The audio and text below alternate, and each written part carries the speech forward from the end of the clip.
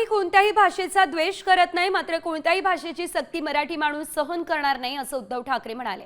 हिंदी सक्ती आडून महाराष्ट्र पेटवण्याचा या दरम्यान भाजपचा प्रयत्न होता, हा आरोपही त्यांनी केला। आम्ही कोणत्याही भाषेचा द्वेष करत नाही।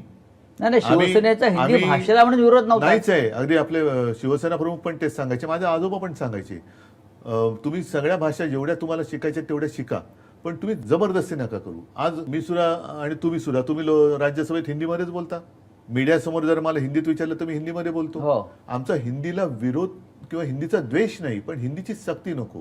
कारण मग तुम्ही ते वन नेशन वन इलेक्शन सगळं one one one one one करत चाललेलं आहे। तुम्ही शेवटी आपला देश हे संघराज्य पद्धत आहे। अनेकता में एकता म्हणजे काय, तुम्ही त्या अनेकतेची जी एक गंमत आहे ती घालून किंवा त्याचं जो एकजूट आहे ती घालून तुम्ही ही जबरदस्ती एकता लादताय।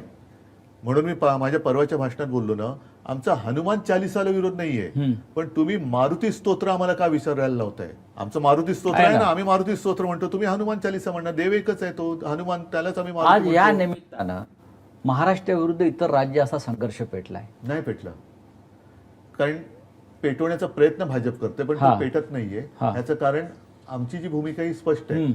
आम्ही कोणत्याही भाषेचा द्वेष करत नाही। जसं आम्ही इतरत्र मराठी लादण्याचा आग्रह धरत नाही आहोत, तसं आमच्यावरती दुसरी भाषा लादण्याचा आग्रह धरू नका। आता isakal.com आहे देशातील नंबर 1 ची मराठी न्यूज वेबसाईट। प्रत्येक अपडेटसाठी isakal.com ला नक्की भेट द्या।